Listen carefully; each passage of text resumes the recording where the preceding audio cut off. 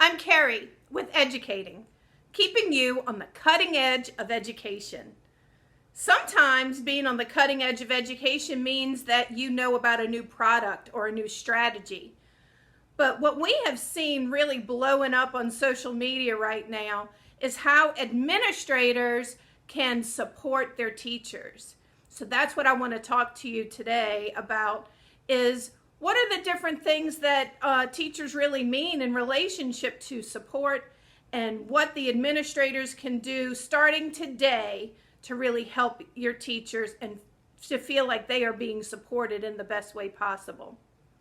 So if you really like everything from EDGEucating, please don't forget to like, share, and subscribe. You got to hit that bell so that you can get notifications when we upload new videos for you. So let's jump into teacher support and what administrators can do.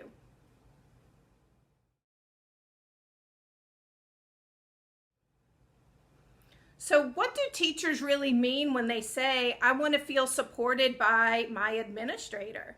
That could be different for each and every one. So I want to break it down to some of the main things that administrators really need to keep in mind so that their teachers feel like they are truly supporting them. There is a limit to what an administrator can do. They're limited by money, they're limited by time, but the absolute biggest thing that I have learned through my experience as an administrator and through discussions with multiple teachers is just literally having awesome communication. Now, what that means is discussing issues with the teachers, letting them know exactly where things are in the realm of education, what is happening in the building. Teachers can anticipate problems really easily. It's part of their regular job. But if they have no idea that something is going on, they can't be ready for it. All teachers, every single teacher I have ever come in contact with who is a successful teacher is flexible. But they really need to know what's going on. So communication, what does that mean? For me, communication meant that I had a group of lead teachers who are brought issues to, got their feedback, had an understanding of their perspective. They had an understanding of my perspective, my limitations, and the different things, different policies that were going to control things so that we could make the best decision possible for the building. Then those lead teachers could go and talk to the other teachers in the building, the paraprofessionals who are going to help, all of the people who are going to really come in contact with students and are related to whatever that new policy, the new problem really is. When teachers feel like they are part of the decision-making process, they understand the big picture, and they feel like the decisions that are made are the best for the building. But if that is never communicated to the teachers, they will not be on board with the decision. They do not feel supported because they are blindsided when there are issues occurring. Communication can also be just keeping everybody up to date on all of the different events that are happening throughout any school. Having a calendar of events more than just this week, knowing what at least is happening in the next couple of weeks, the different events, the different people who are coming, when the fire drill might happen. You don't have to give them the time, but at least have the day so that they could really understand what's happening when they hear those drill noises or hear an announcement for kids to be moving to an auditorium, or when someone comes to visit. Really making sure that the events are explained. And even if kindergarten is having Bippo the Hippo come today, they know that the auditorium is being used. And if they were planning on doing some big demonstration or presentation, that it's not a facility in the building that can be used by them. So just because things aren't for each and every grade level, it's very important for each and every grade level to know that these events are happening. So communication doesn't have to be verbal. It can be just a newsletter, a monthly calendar, a weekly email that goes out. Also, communication when it comes to faculty meetings. I have so many people who complain that the faculty meetings take too long. That could have been in an email. But when you're communicating, sometimes you're not sure how much of that needs to be verbal, how much of that needs to be written. Making sure you find that balance is really important.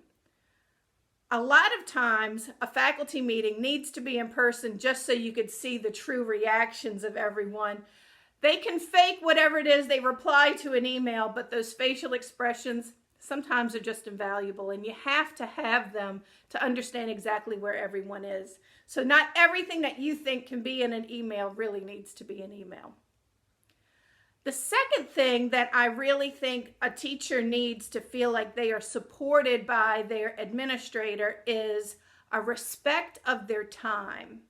And what I mean by a respect of their time is that when you are asking them to complete a task, when you are asking them to review a curricula, when you are asking them to do anything that is outside of teaching in their classroom, that you respect the time that they are taking. They have lives, they have families, they have a work schedule just like everyone else that has a job. They come in at a certain time and they stay until that certain time. And at the end of the day, they should be able to go home and do their daily life work. They've got kids at home possibly who have to do homework. So just being respectful of their time is really important. Respectful of the amount of time that you're asking them to take to do other tasks, but also that you are scheduling that ahead of time. They are not surprised by events. They are not being asked to do something for an hour when they really thought it was something that was going to be a 10-minute conversation. So making sure that their time is respected is an awesome way to show great support for your teachers. The last thing to show support for your teachers is to really understand their perspective. Their perspective is very different than the parent perspective. It's very different from the administrator's perspective. So when issues come up, to make a snap judgment, to make a decision, to change a policy or a rule without getting all of the perspectives of the issues related to those teachers really is negligent. We have to take into consideration their side of the story, the issue, the opportunity, whichever way that this problem or policy or new thing is going to happen. We have to consider the teacher's perspective. Without that, the decision that you make might not be the best decision, and the teachers will not feel supported. So really, to support your teachers, you can't give them more money because you don't have it. You can't give them more time because they don't have more time in the day. They're using every minute. But the way that you approach your teachers in communicating with them and supporting their perspective and respecting their time is really the greatest ways that you can support your teachers, and you can do that starting today. Thank you so much for listening today. If you really like our videos, please make sure you subscribe to EDGEucating, like our videos, share them with your friends, click that bell so that you get notifications. We'll see you next month.